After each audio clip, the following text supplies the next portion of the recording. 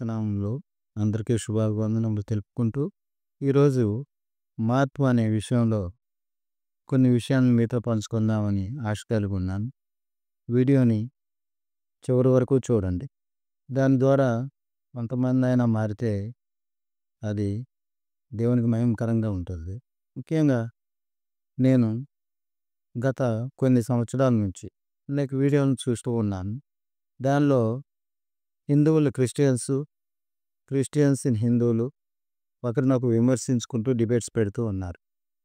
వాటి వల్ల ఎవరికైనా ఉపయోగం ఉన్నదా? మత కల్లోలాలు పెరగటం, ఆ విధమైన డిబేట్స్ వల్ల మంచి జరగకపోగా చెడే జరుగుతూ ఉన్నాయి. ఏ ఉపయోగం లేదు. అయితే ప్రతి గ్రంథం మీద అవగాహన ఉండాలన్న విషయం తప్పట్లేదు, కానీ ఒకరి గ్రంథాలు ఒకరు చదువుకొని వాటిలో ఉన్న కొన్ని విషయాలని తీసుకొని ఒకరినొకరు విమర్శించేవారుగా ఉన్నారు. దానివల్ల మత విద్వేషాలు ఎక్కువ కావటం, ద్వేషించుకోవటం, కొట్టుకోవటం, చివరకు హత్య చేసే పరిస్థితి కూడా వస్తుంది.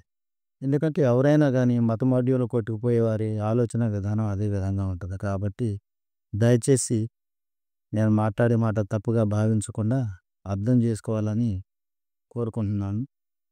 నేను ఇలాంటి అనేక వీడియోలను చూసినప్పుడు గమనించిన విషయం ఏంటంటే, కొంతమంది యూట్యూబర్స్ వారు కూడా హిందువులే, వారు ఛానల్స్ ఏర్పాటు చేసుకొని క్రైస్తవ బిడ్డల్లోని కొంతమంది యాక్టివ్గా ఉండే వాళ్ళని డిబేట్స్ అని పిలిపించి వారి చేత అనేక పనికిరాని ప్రశ్నలతో వేధిస్తూ వారి సహనం కోల్పోయే విధంగా మాట్లాడుతూ వీడియోలు చేస్తూ ఉన్నారు.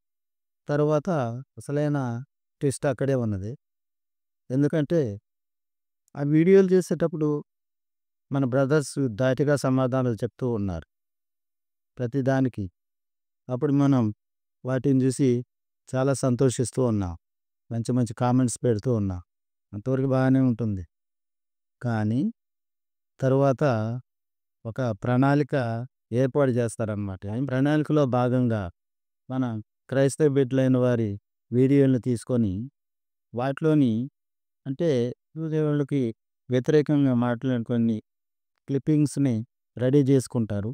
ఆ తర్వాత అదే ఛానల్ వాళ్ళు కొంతమంది హిందూ ప్రచారం చేసేవాళ్ళని పిలిపించేసి వారితో డిబేట్స్ పెడుతూ ఈ క్లిప్పింగ్స్ని చూపిస్తూ మన వారి వీడియోల్ని ఎంతో అవహేళనలకు గురి చేస్తూ వారితో వంత పలుకుతూ చిలక పలుకులు పలుకుతూ వారితో మాట్లాడుతూ మా ఛానల్కి ఫలానా వాళ్ళు వచ్చి మన హిందూ దేవుల్ని దేవతల్ని ఈ విధంగా దూషిస్తూ ఉన్నారు అని చెప్పేసి వీడియోల్ని రిలీజ్ చేస్తూ ఉన్నారు.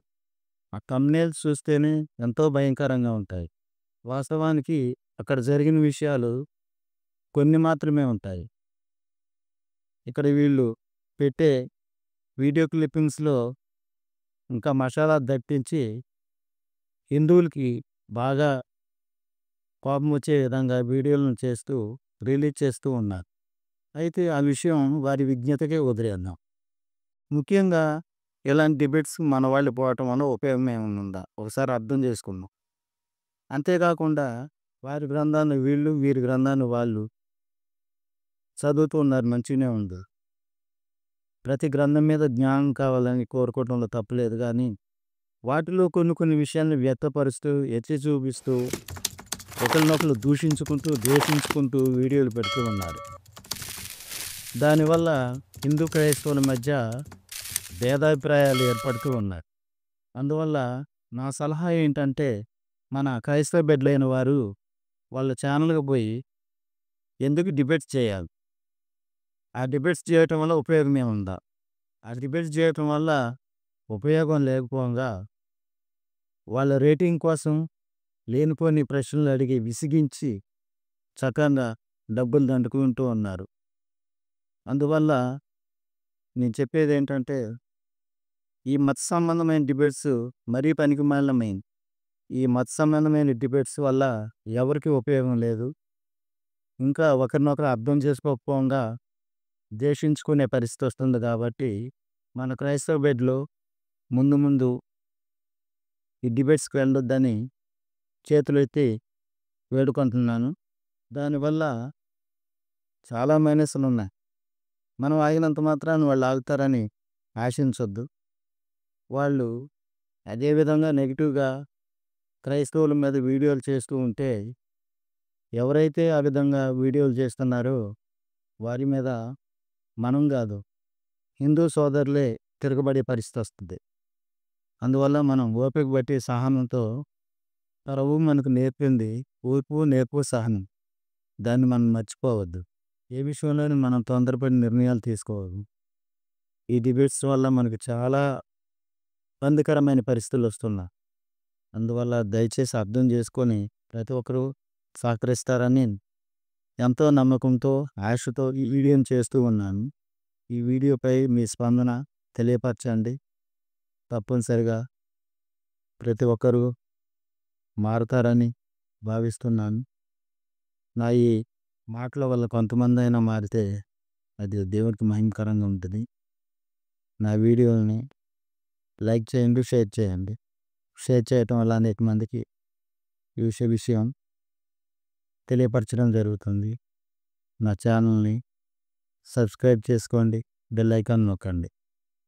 ఇప్పటివరకు నా మాటలు విన్నందుకు ధన్యవాదాలు తెలుపుతూ ముగిస్తున్నాను.